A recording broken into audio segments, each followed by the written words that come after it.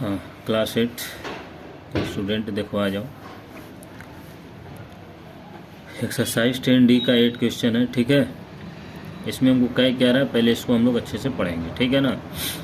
देखो कह रहा है one of the diagonals of a rhombus. एक रोम्बस का एक डायगोनल है, एक रोम्बस का एक डायगोनल है। पहले हम लोग एक रोम्बस बना लेते हैं। क्या बना लेते हैं? रोम्बस। ये हमने रोम्बस बना लिया। रोम्बस क्या होता है? रोम्बस वो होता है जिसके 4 साइड इक्वल होते हैं और अपोजिट साइड पैरेलल होते हैं।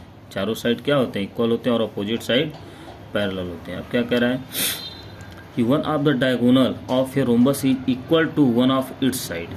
मतलब एक रोम्बस का जो डायगोनल है, रोम्बस का जो एक क्या है डायगोनल है, वो इसके एक साइड के इक्वल है। डायगोनल हमारा क्या हो जाएगा? AC हो जाएगा।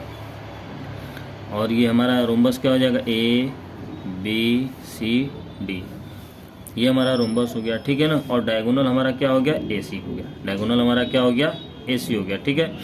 अब ये जो डायगोनल जो AC है वो इसके एक साइड के इक्वल है। रोम्बस के तो सभी साइड इक्वल होते हैं, लेकिन ये इसके एक साइड के क्या है? इक्वल है, ठीक है। अब क्या कह रहा है कि find the angles of the rhombus. तो हमसे इस रोम्बस का सभी एंगल पूछ रहा है। मतलब ये एंगल, ये एंगल, ये एंगल और ये एंगल, सभी एंगल हमसे पूछ रहा है, ठीक है। तो हम क्या करेंगे, हम एक चीज़ जानते हैं कि जो रोम्बस होते हैं उसके अपोजिट एंगल क्या होते हैं? इक्वल होते हैं। अपोजिट एंगल्स क्या होते हैं? इक्वल होते हैं, ठीक है ना। रोम्बस के अपोजिट एंगल्स इक्वल होते हैं। अब देखो, अब आ जाओ, पहले ये हम देखते हैं कि हमको क्या क्या दिया है। देखो ये हमारा रोम्बस हो गया, इनका नाम ABCD रख दिए हैं। ये हमारा डायगोनल हो गया, ठीक है ना। इसमें गिवन क्या कह दिया? AB equal AC equal AB। Given क्या हो जाएगा? AC equal AB। मतलब AC जो है वो AB के क्या है? इक्वल है। और ABCD एक रोम्बस है। पूछ क्या रहा है? एंगल ABC और D, ये चारों हमसे पूछ रहा है, ठीक है ना। अब देखो सॉल्यूशन में क्या करेंगे। AB, ये जो डायगोनल AC है उसके इस साइड के इक्वल है, तो साइड ये भी है और ये भी है। और हम लोग जानते हैं कि रोम्बस के सभी साइड क्या होते हैं? इक्वल होते हैं। तो हम ये कर सकते हैं AC equal AB equal BC। कर सकते हैं कि नहीं कर सकते हैं? कर सकते हैं, ठीक है। अब ये जब तीनों साइड इक्वल हो गए तो ये अगर एक हम इसको ट्राइंगल में देखें, किस में देखें? ट्राइंगल ABC में देखें, तो इसमें ये हमको कैसा ट्राइंगल दिख रहा है? इसमें हमको कैसा ट्राइंगल दिख रहा है? ये इक्विलेटरल ट्राइंगल हो जाएगा। तब ये कौन सा ट्राइंगल हो जाएगा? इक्विलेटरल ट्राइंगल हो जाएगा, ठीक है ना।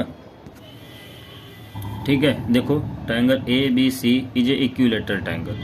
ट्राइंगल ABC हमारा जब इक्विलेटरल ट्राइंगल हो गया तो ये एंगल हमारा कितना हो जाएगा? 60 डिग्री हो जाएगा। एंगल B कितना हो जाएगा? 60 डिग्री हो जाएगा, क्योंकि इक्विलेटरल ट्राइंगल के सभी एंगल जो होते हैं वो कितने डिग्री के होते हैं? 60 डिग्री के होते हैं, ठीक है।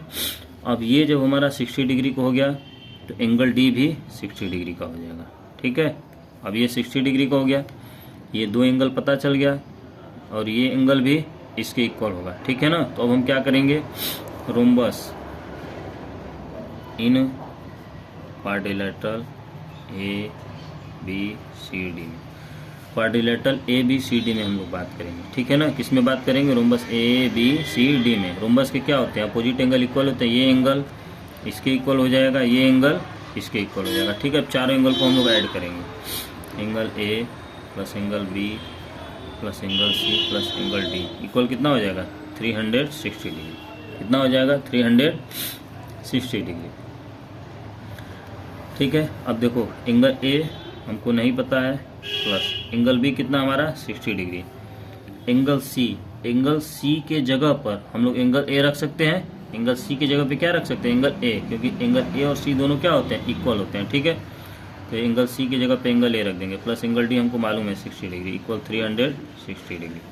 अब इसको सॉल्व कर देंगे। एंगल A कैट एंगल हो जाएगा? 2 angle A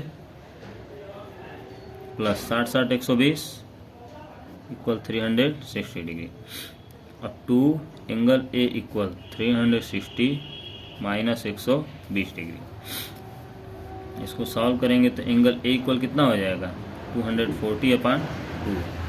angle A equal कितना हो जाएगा? 120। एंगल A जब 120 डिग्री हो गया तो एंगल C भी हमारा कितना हो जाएगा? 120। ठीक है, इस तरीके से हमसे चारों एंगल पूछ रहा था। Angle A B C D, तो एंगल ए इतना, बी इतना, सी इतना, डी और इतना, ये चारों एंगल हमारा निकल गया। ठीक है, तो ऐसे ही इसका हमको सॉल्यूशन करना है। ठीक है, गुड बाय।